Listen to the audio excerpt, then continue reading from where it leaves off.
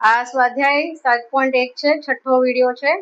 આગળના બધા જેટલા પણ વિડીયો છે એમાં ઉદાહરણના દાખલા સમજાવેલા છે અને આ હેતુલક્ષીમાં આવી શકે છે, વિકલ્પમાં, ખાલી જગ્યામાં, ખરા ખોટા, મતલબ કોઈ પણ જે પહેલો પ્રશ્ન છે 24 માર્કનો, જેમાં 1 માર્કના બધા સવાલ છે એની અંદર આવી શકે છે। એટલે આની અંદર બી આપણે આ બે બિંદુઓ વચ્ચેનું અંતર જ શોધવાનું છે। તો આપણે ફટાફટ ચાલુ કરી દઈએ। તો સમજો આ એ બિંદુ છે અને આ બી બિંદુ છે। તો AB બરાબર રૂટમાં x1 લો, y1, x2, y2, તો 2 - 4 નો વર્ગ વત્તા 3 - 1 નો વર્ગ, બરાબર। પહેલું બિંદુ 2 અને 3 છે અને બીજું બિંદુ 4 અને 1 છે। આ x યામ, y યામ, x યામ, y યામ, બરાબર। તો 2 માં 2 નો વર્ગ, 2 દુ 4, 2 દુ 4, બરાબર। 4 ને 4 8, તો રૂટ 8 રહેવા દેશો તો પણ ચાલશે અને 4 દુ 8 એટલે 2√2 લખશો તો પણ ચાલશે। આ પહેલાનો જવાબ છે, બરાબર છે। હવે આ દાખલો છે ને ત્રીજો દાખલો છે, જેમાં યામ જે આપેલા છે ને એ a અને b છે અને બીજામાં -a અને b છે। તો આની વચ્ચેનું અંતર તમારે શોધવાનું છે। તો આને પહેલાથી જ આપણે નામકરણ કરી દઈશું। સમજો a અને b નું નામ આપીશું આપણે p અને b નું બીજાનું નામ આપીશું આપણે q। એટલે pq વચ્ચેનું અંતર શોધવા માટે આપણે અંતર સૂત્રનો ઉપયોગ કરતા a માઇનસ a નો વર્ગ વત્તા b માઇનસ b નો વર્ગ, એવી રીતે કરીશું। એટલે a પ્લસ a થઈ જશે એનો વર્ગ અને b પ્લસ b થઈ જશે એનો વર્ગ લેશું। પછી a પ્લસ a 2a થશે એટલે 2a નો વર્ગ અને b પ્લસ b 2b થશે એટલે 2a ને બ્રેકેટમાં લખવાનું રહેશે, નહીં તો ખાલી પછી તમે a નો વર્ગ સમજશો તો તમારો દાખલો ખોટો પડશે। એટલે 4a² પ્લસ 4b², પછી 4 ને તમે કોમન કાઢો અને બ્રેકેટમાં a² પ્લસ b² લખો। હવે 4 નું તમારે વર્ગમૂળ કાઢવાનું રહેશે, કારણ કે 4 નું વર્ગમૂળ નીકળે છે। તો 4 નું વર્ગમૂળ નીકળશે 2 અને a² પ્લસ b² રહેશે રૂટની અંદર જ। તો આ તમારો ફાઇનલ જવાબ હશે। pq વચ્ચેનું અંતર 2√a² પ્લસ b²। હવે આના પછીનો જે દાખલો છે ને એમાં તમારે થોડું રિવિઝન કરવાનું રહેશે। પહેલા જોઈ લો, વસ્તુ સમજી લો કે આ યામ છે બધા, a છે એ x યામ છે બંનેનો અને b છે એ y યામ છે। તો x1 - x2 નો વર્ગ અને y1 - y2 નો વર્ગ એ આપણે કર્યું છે। હવે આના પછીનો જે દાખલો આપણે લેવાનો છે બીજો, એની અંદર તમારે પહેલા પાયથાગોરસનો જે નિયમ છે એ યાદ કરવાનો રહેશે। જેમાં કાટકોણ ત્રિકોણ આપણે લેતા હતા, જેમાં સૌથી મોટી બાજુ જે હોય કર્ણ હોય, તો એની લંબાઈ શોધવા માટે આપણે પાયો અને ઊંચાઈની લંબાઈનો વર્ગ લેતા હતા। તો સમજો કે ઊંચાઈ a છે અને પાયો b છે, તો ઊંચાઈનો વર્ગ અને પાયાનો વર્ગ બરાબર કર્ણની લંબાઈનો વર્ગ, બરાબર છે। અને ઈ સૂત્ર યાદ કરતા, એટલે તમને આની અંદર જો વર્ગ કરતા અને વર્ગમૂળ કાઢતા બંને આવડવું જોઈએ। જો આ સ્વાધ્યાય 7.1 નો બીજો દાખલો છે, એટલે પહેલામાં 3 દાખલા છે એમાંથી મેં 2 ના વિડીયો બનાવીને મોકલ્યા હતા। આ બીજો દાખલો છે, જેની અંદર તમને આપેલું છે કે બિંદુઓ 0, 0 અને 36, 15 વચ્ચેનું અંતર શોધો। એટલે એક બિંદુના યામ છે 0, 0, તો 0, 0 એટલે ઉગમ બિંદુ થાય અને એનાથી 36 અને 15 વચ્ચેનું અંતર શોધો। હવે તમે વિભાગ 7.2 માં જેની ચર્ચા કરેલ તે બે શહેરો બિંદુ a અને b બિંદુ વચ્ચેનું અંતર શોધો। તો એમાં જ્યારે પણ ઉગમ બિંદુ આપેલું હોય 0, 0, ત્યારે તમારે શું કરવાનું છે કે જે બીજા યામ આપેલા છે, જેમ કે 36x યામ છે અને 15y યામ છે, તો એ બંનેનો સરવાળો કરીને જે જવાબ આવે એનું વર્ગમૂળ લઈ લેવાનું છે। એટલે ઇન શોર્ટ પાયથાગોરસનો નિયમ અહીંયા અપ્લાય કરવાનો છે, બરાબર છે। તો મેં આ સ્ટેપ્સ કરી નાખ્યા છે, કારણ કે અંતરસૂત્ર વાપરીને જ કરવાનું છે, જેથી લખવામાં ટાઈમ વેસ્ટ ન થાય અને વિડીયો લાંબો ન થાય એના માટે। તો મેં 0, 0 ઉગમ બિંદુને O નામ આપ્યું છે અને 36, 15 ને P બિંદુ આપેલું છે। તો તો ઓપી નું આપણે અંતર ગોતવાનું છે. તો ઓપી નું મેં અંતર સૂત્ર લખેલું છે, distance formula x2 minus x1 plus y2 minus y1. તો 0 માઇનસ કરતા સેમ નંબર આવે એટલે 36 નો વર્ગ વત્તા 15 નો વર્ગ. તો આ થઈ ગયો પાયથાગોરસ નો નિયમ, બરાબર. પાયાની ઊંચાઈ અને પાયાની લંબાઈ વત્તા ઊંચાઈ, બરાબર. તો હવે મેં તમને જે કીધું આના પહેલા વર્ગ અને વર્ગમૂળ વાળા વિડીયોમાં, તો 36 નો વર્ગ કેવી રીતે કરવાનો, તો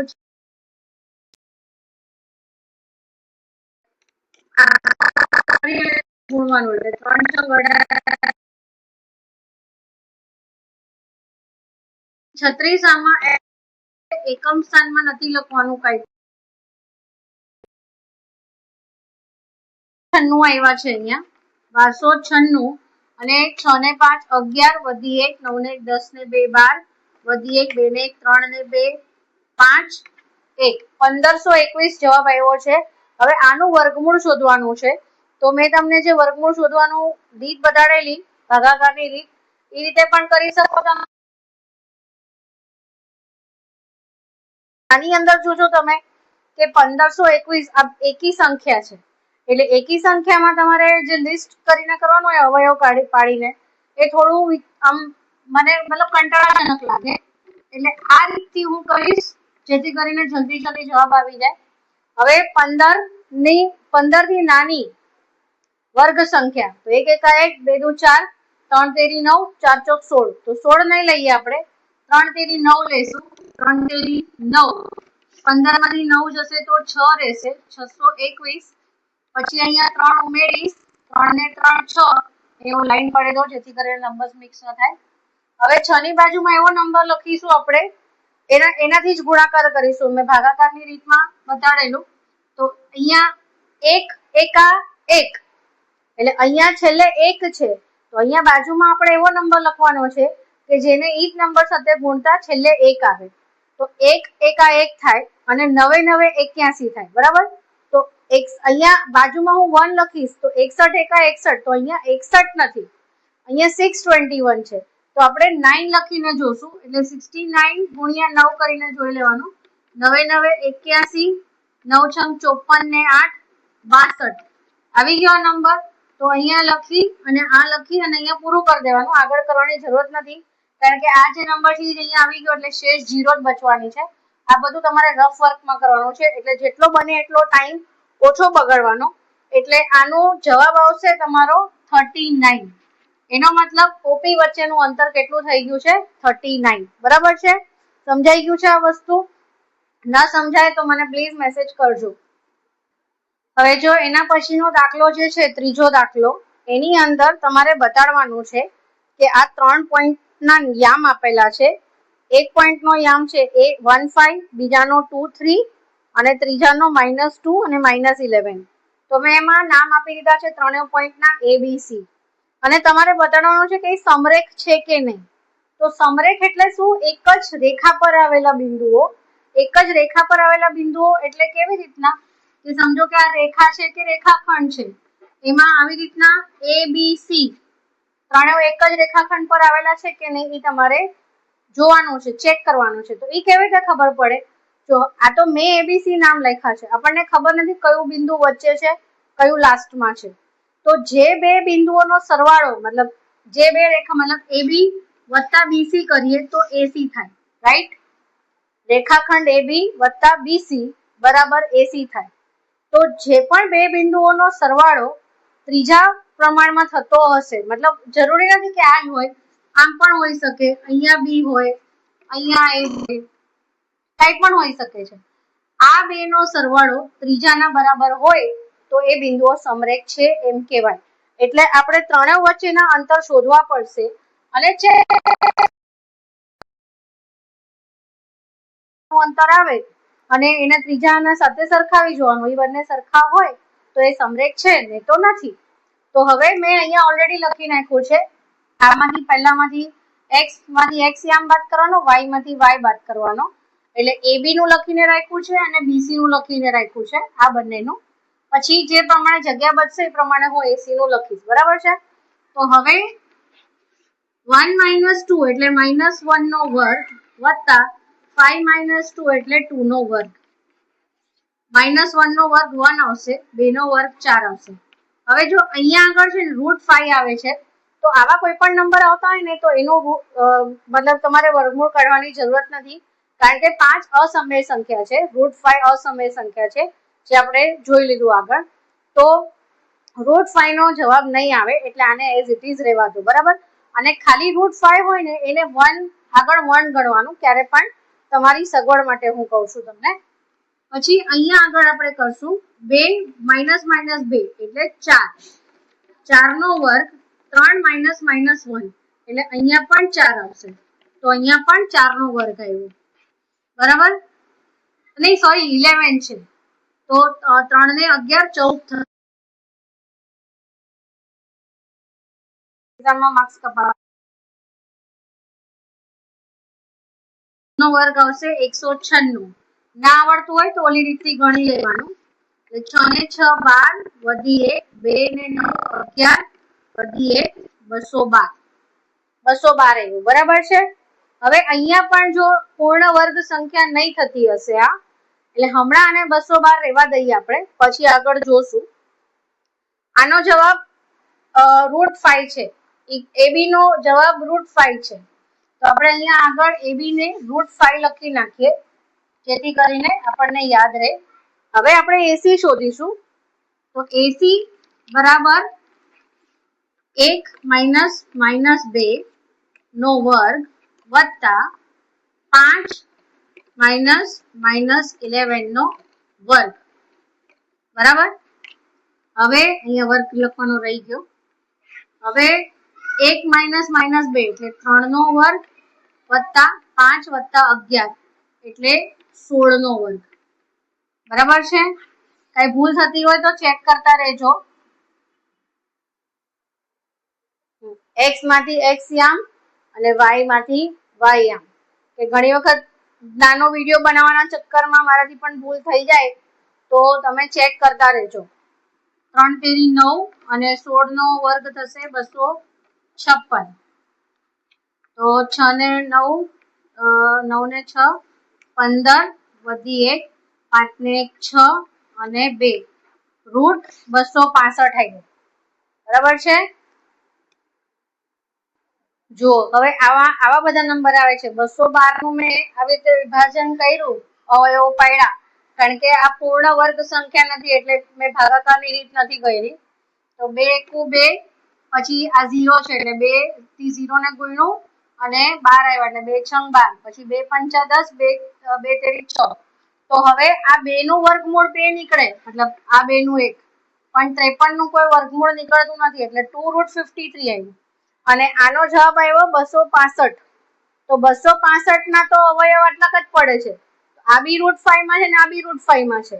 તો હવે તમે જો બંનેને √√ રાખો ને આવી રીતે, કે √5 અને √53 આવી રીતે, તો પણ આનો સરવાળો અને આનો સરવાળો, મતલબ આ સૌથી મોટો નંબર છે જોવા જાવ તો √5 અને આ ઈ બંને પણ અસમય સંખ્યા છે, એટલે આવી રીતના રૂટમાં અલગ નંબર હોય, આવી રીતના √5 અને √53, અહીંયા √5 હોય તો જ આ બે સંખ્યાનો સરવાળો થાય. જે મેં તમને આગળ 1 લખીને આપ્યું હતું ને, તો મને એવું હતું કે અહીંયા આગળ પણ √5 આવે અને અહીંયા આગળ આ રીતના 2√5 આવે ને, તો 2 ને 1 3 થાય, તો 3√5 થાય. તો અહીંયા આગળનો જવાબ 3√5 આવતો હોય ને તો આ સમરેખ છે, પણ આમાં ત્રણેયમાંથી એકય નંબરનો સરવાળો એકબીજા સાથે મેચ થતો નથી, એટલે A, B અને C એ સમરેખ બિંદુઓ નથી. તમારે જવાબમાં શું લખવાનું છે, તમને પૂછ્યું છે કે બિંદુઓ સમરેખ છે કે નહીં તે નક્કી કરો. તો આવી રીતે આપણે નક્કી કરી લીધું કે આ બે બિંદુઓ સમરેખ નથી, ત્રણેય બિંદુઓ A, B, C અને ત્રણેય બિંદુઓ સમરેખ નથી, બરાબર છે. જો હવે આ દાખલો છે 7.1 નો સ્વાધ્યાયનો ચોથો દાખલો. એની અંદર પોઈન્ટ આપેલા છે 5 - 2 Q64 અને R7 અને -2. ઈ સમદ્વિભુજ ત્રિકોણના શિરોબિંદુઓ છે, ચેક કરવાનું છે, ચકાસવાનું છે. તો સમદ્વિભુજ ત્રિકોણ એટલે શું? તો જે ત્રિકોણની કોઈ પણ બે બાજુઓ સરખી હોય, બરાબર. તો તો મેં એકના એક ફોર્મ્યુલાથી દાખલા કરવાના હતા એટલે મેં કરીને તમને વિડીયો બનાવીને મોકલું છું. પી ક્યુ, તો એના એક્સ માંથી એક્સ યામ બાદ કર્યો, -5 - 6, વાય માંથી વાય યામ બાદ કર્યો, આ -2 - 4, 5 માંથી 6 જાય તો -1 કારણ કે 6 મોટો નંબર છે, -2 - 4 એટલે માઇનસ માઇનસ પ્લસ થશે, નિશાની તો માઇનસ ની જ રહેશે, 6 × 6 = 36, 1 એટલે √37 આવ્યું પી ક્યુ. પછી મેં ગોઈતું ક્યુઆર અહીંયા, તો એના એક્સ માંથી એક્સ યામ બાદ કર્યો, આ માઇનસ સૂત્રનું અને આ -2 વાય યામ, 6 માંથી 7 જાય તો અગેન -1 કારણ કે 7 મોટો નંબર છે, અને 4 માઇનસ માઇનસ પ્લસ થાય એટલે 4 ને 2 6, -1 નો વર્ગ 1, 6 નો વર્ગ 36, 37. તો જો આ બંને સરખા થઈ ગયા એટલે સમજવી ભૂજ તો છે જ, પણ મેં આ ત્રીજું શેના માટે ગોઈતું કે આપણને કીધું છે કે સમજવી ભૂજ ત્રિકોણ છે કે નહીં, તો ત્રીજું બી અગર જો √37 આવે તો એ સમભુજ થઈ જાય, એ સમજવી ભૂજ નથી. તો ઘણી વખત આપણને ફસાવા માટે થઈને આવી રીતે પ્રશ્ન આપે કે આપણે શું વિચારીએ કે આ બેનું √37 આવી ગયું, હવે આગળ કરવાની જરૂરત નથી, આ બે આવી ગયું તો સમજવી ભૂજ તો કહેવાય જ ને, કહેવાય 100%, પણ ત્રીજું બી √37 આવ્યું તો ફસાઈ જાઓ ને, તમે એમ લખી નાખો કે સમજવી ભૂજ છે, પણ આ બી √37 આવ્યું તો એ સમભુજ થઈ જાય, તો તમારે ત્યાં લખવું પડે કે ના આ ત્રિકોણ, આ જે શિરોબિંદુઓ છે સમજવી ભુજના નથી સમભુજના છે, તો ત્યાં તમે ફસાઈ જાઓ. જો 3 માર્કનો કે 2 માર્કનો કેટલા માર્કમાં આવે ખબર નહીં, આ 3 વસ્તુ ગોતવાની છે એટલે 3 માર્કમાં આવે અને 1 માર્ક ઓલાનો આપે કે આ એના શિરોબિંદુઓ છે કે નહીં, તો 4 માર્કમાં તો ન આવે, 3 માર્કમાં તો આવે, તો તમે ફસાઈ જાઓ. બરાબર, એટલે ત્રીજું બી ગોતી લેવાનું.